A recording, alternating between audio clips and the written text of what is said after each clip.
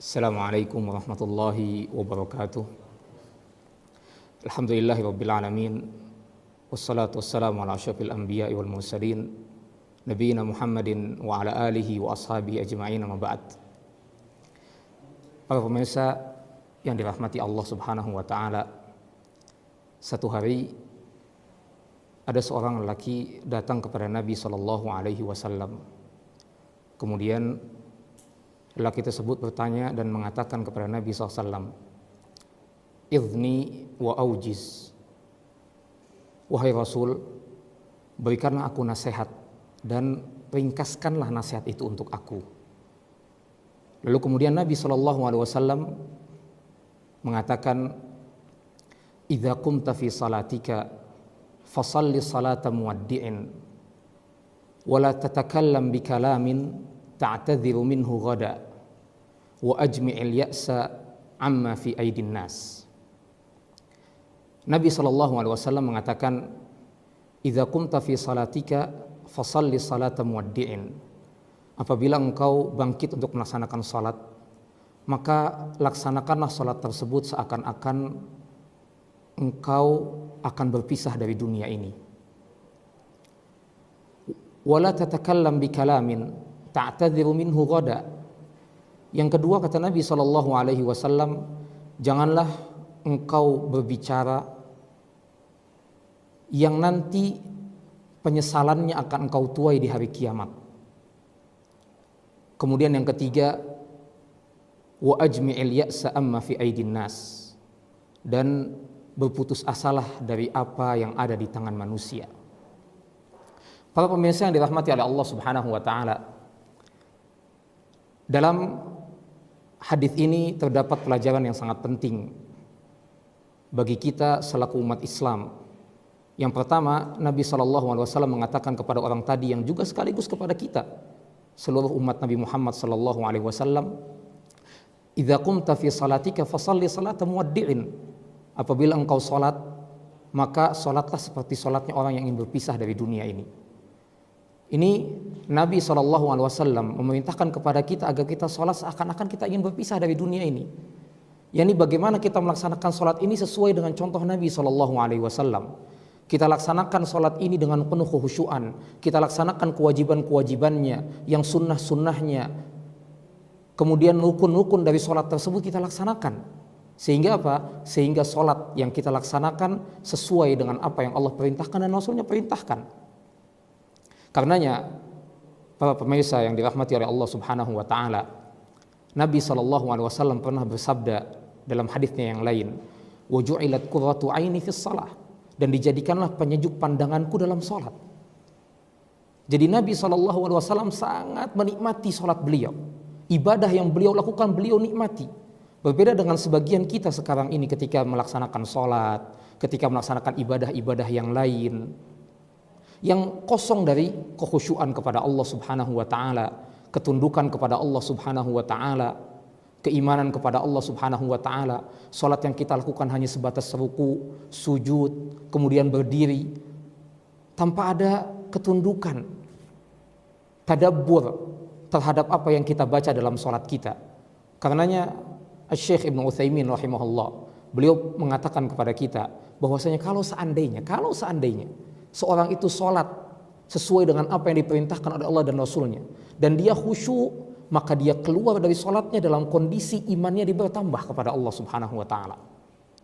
Maka kita lihat dengan sholat kita sekarang ini, apakah selesai sholat yang kita laksanakan kita bertambah iman atau semakin kurang iman kita? Karena dalam sholat isinya takbir, kemudian puji-pujian kepada Allah Subhanahu wa taala, kemudian juga kita menyanjung Allah Subhanahu wa taala. Kemudian di situ terdapat bacaan lantunan ayat Al-Qur'an yang kita diperintahkan untuk mentadabburi isi Al-Qur'an. Sehingga kita keluar dari salat kita dalam kondisi kita tambah iman kita, naik iman kita. Karenanya Allah Subhanahu wa taala mengatakan, "Innas salata tanha 'anil fahsya'i wal munkar." Sesungguhnya salat itu mencegah seseorang dari perbuatan keji dan mungkar. Salat yang bagaimana? Banyak orang yang sholat dia mencuri, banyak orang yang sholat dia berbuat maksiat, dosa dan maksiat, berzina, minum khamr, menggunjing orang lain dan lain sebagainya. Kita harus melaksanakan sholat agar sholat kita bisa mencegah kita dari perbuatan keji dan mungkar, ya sesuai dengan apa yang Allah perintahkan, dengan penuh kekhusyuan, tumakninah, kemudian kita laksanakan yang wajib-wajib, kita laksanakan rukun-rukunnya dan juga sunnah-sunnahnya. Karena Nabi SAW mengatakan, idza qumta fi sholatika fasholli sholata muwaddi'in. Sholat, kalau orang yang tahu dia akan berpisah dari dunia, dia pasti akan mengerahkan seluruh daya upayanya untuk khusyuk dalam sholatnya. Karena ini sholat terakhir dia dalam hidup dia. Sholat yang terakhir yang dia lakukan sebelum dia bertemu dengan Allah Subhanahu wa ta'ala. Ini pelajaran yang pertama yang Nabi SAW ajarkan kepada kita.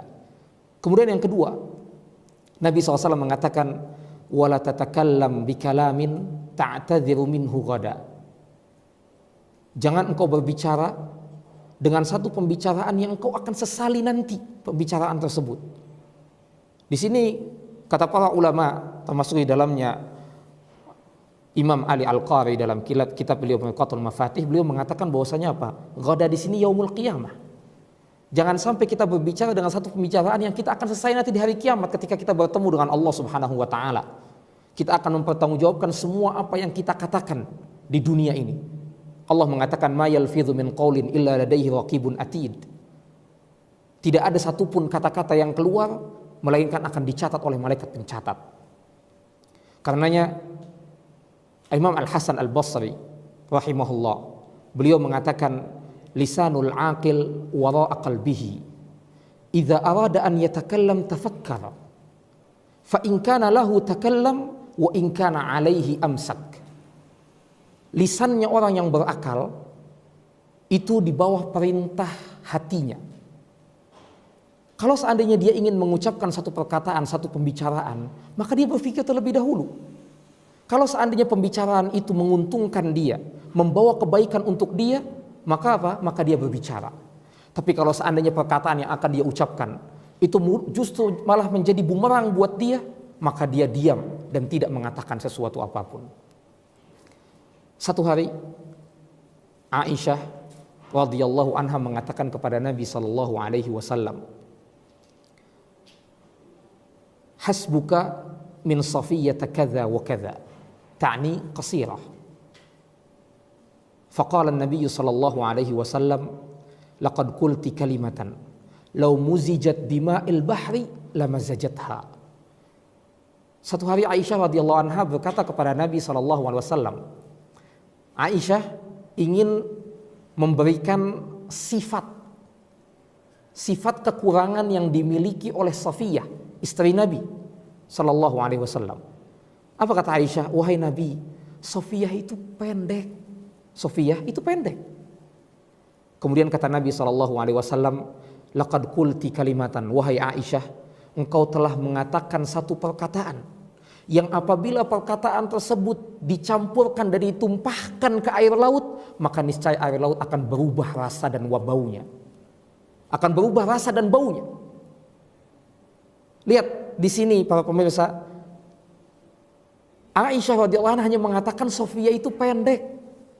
Tapi Nabi SAW mengatakan apa? Engkau telah mengatakan satu kalimat yang kalimat tersebut kalau dicampurkan dengan air laut, niscaya air laut yang begitu luas, yang begitu banyak, dia akan apa? Dia akan tercampur dan akan menjadi busuk dengan akibat perkataan tersebut.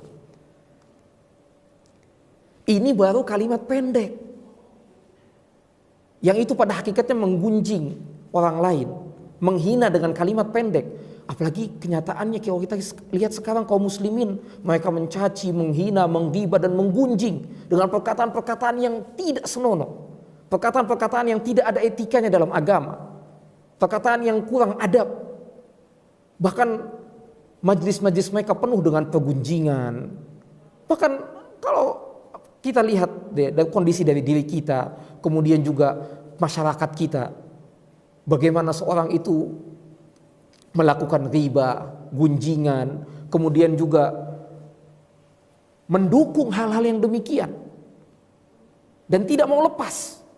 Bahkan apalagi kalau seandainya yang digunjing itu adalah gurunya, ustadznya, kiainya, bahkan seakan-akan apa? Seakan-akan itu pembicaraan yang hangat, pembicaraan yang masya Allah.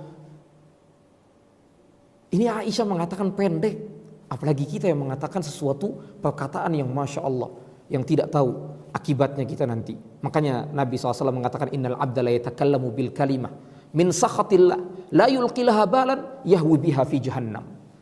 Sesungguhnya seorang hamba ada mengatakan satu perkataan yang itu merupakan perkataan tersebut mengundang kemurkaan Allah Subhanahu wa taala. Yang dia tidak uruskan perkataan tersebut, enggak dia pikir perkataan tersebut, dia anggap sepele perkataan tersebut. Apa kata Nabi SAW? Yahwi biha fi jahannam. Yang perkataan tersebut ternyata memasukkan dia ke dalam, melemparkan dia ke dalam jurang jahannam. Karenanya para pemirsa, Nabi SAW mengatakan kepada kita, yaitu jangan kita sampai mengatakan satu perkataan yang akan kita sesali nanti. Baik itu gunjingan, ejekan, adu domba dan lain sebagainya.